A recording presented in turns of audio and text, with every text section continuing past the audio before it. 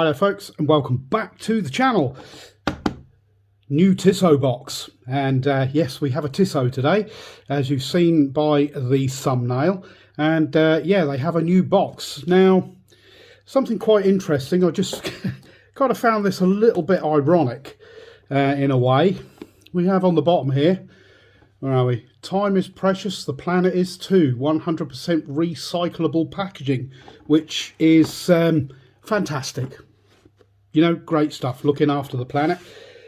But the amount of plastic that was on this watch just kind of made my eyes roll. I mean, there was so much plastic, it was ridiculous. But anyway, there we go.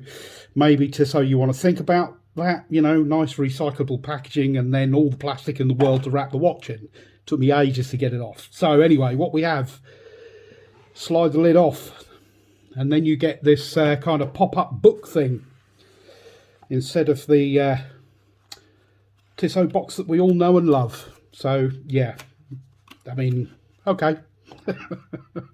Then we don't have a cushion anymore. We have one of those, just a piece of cardboard, and there is a swing tag, and I will hold that up to the camera because that is the reference number for this watch. I'm not going to read it out because it is a mile long. There you go, pause it, and then you can read it off if you fancy one of these. So there you go, your manuals and everything are in a little compartment under there somewhere, and I can't remember how you get at it. I think you have to kind of slide all this stuff out. But there we go, we're not here to look at a box. What we're here to see is this, which is the Tissot PRX, and as you can see, this is the quartz version. There is a Powermatic 80 powered version as well, both very cool in their own way. Obviously the Tissot PRX goes back to the 70s, you know, with the integrated bracelet thing, and there's a lot of people that are or a lot of companies that are, you know, digging back into their old catalogues, and for very good reason, because they do look very cool. As you can see, we've got a nice blue sunburst dial on this one. No AR coating. There we go, studio lights. But yeah, let's move in on the dial and actually have a closer look. So we got that sunburst blue dial and my thumbprint across the crystal now, no doubt. I do have, punch the tripod. Let's give it a bit of a wipe. There we go. So there we go. Applied indices, minute track around the outside, unframed date window with a white background at the 3 o'clock, Tissot 1853 printed just below the 12, and hidden beneath the hands it says PRX. So if we move those out of the way briefly, or whatever, I've got to reset it anyway, and there we go, PRX, and Swiss made down at the 6 o'clock position. The sunburst dial on this is quite nice. The applied indices are done really nicely, nice and sharp. You know, no roughness at all to them. The hands equally are done very nicely, and they do have some lume down the inside, and so do the indices. We'll talk about the lume in a little while. We have a fixed bezel which is high polished, and the rest of the case is predominantly brushed. We have a signed crown here which is not screwed down, it's just a push-pull crown.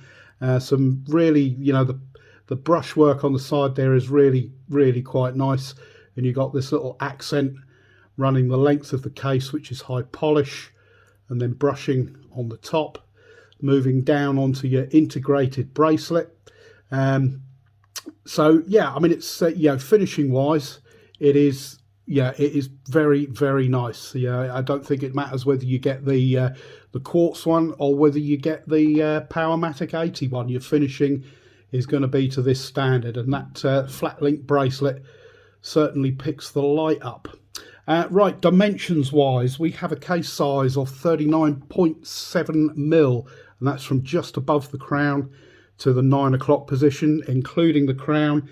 It's 42.5. Now, the lug to lug is obviously a bit of an odd one because it's an integrated bracelet. If you go into where the strap actually connects here and here, that is 44.5. But in reality, with your bracelet on, you are then at 51.4. And because it's an integrated bracelet, that distance in between there, if you were going to try and I don't put a leather strap on or whatever, I don't know why you would, because this strap is brilliant. That's 12 mil. Got a thickness of 10.5 mil on this one. Being the quartz, the Powermatic 80 is going to be thicker because it's an automatic movement, obviously, and it also has an exhibition case back. We have an overall weight of 132 grams. Sapphire crystal, as I said, no AR coating. The width at the top here, at the top of this integrated strap, is 27 mil, and it tapers down to 18 millimeters at the clasp. And we'll move back in again so we can get a bit closer and have a look at that. Lines up nicely. Usual double deployment pushers, nicely polished and milled out. Stainless steel clasp in there, and then on the back of the watch you've got a few bits of information. You've got your Tissot, your water resistance of 100 meters, stainless steel. Now, as you can see on the bracelet, they do have quick release pins in there. Bit odd because there isn't any other straps to fit this at this moment in time, but maybe they've got something in mind for a bit later. At the clasp, as you can see, we have Tissot 1853. Push pins on the bracelet, all very easy and straightforward. There is no pin and collar system. Now the bracelet on this, I have to say, is actually absolutely fantastic and is so comfortable. The articulation on this bracelet is just brilliant for one of these flat links, because quite often you see them, and when you stand or put the watch down, it'll actually stand up on its own, whereas this will not, even with the clasp closed. If I do that and then zoom out, we can see what I'm talking about. So it does articulate very nicely. See, when you put it down, it does fold flat, so that is incredibly comfortable. The movement inside this particular one will be an ETA or ETA, whichever way you like to put it. And this one is a quartz movement, not sure of the caliber number, but it is what it is.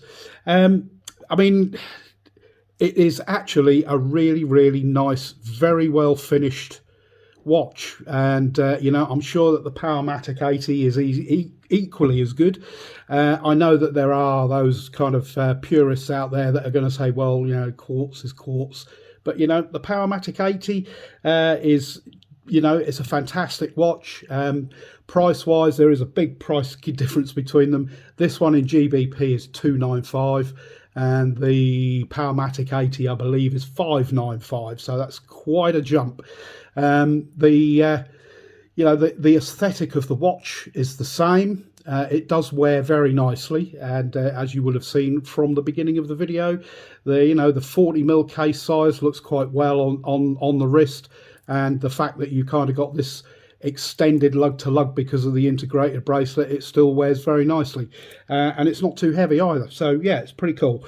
There is some lume on this, which I was a little surprised about, to be honest with you. I didn't expect to see a massive amount of lume. Well, there isn't a massive amount, I can't say it's massive, but there is a useful amount on here, and I didn't think there was any on the indices, but there is. So that was quite cool, and the hands do actually last quite a while. So we'll drop the lights. There we go. So that is actually not bad at all. I'm assuming that they use BGW9, the Swiss Superluminova. I'm not sure, but I would imagine that's what they use. But those hands definitely hang in there all night. The indices, they do kind of fade out after an hour or so, but it's actually well done. It's evenly applied.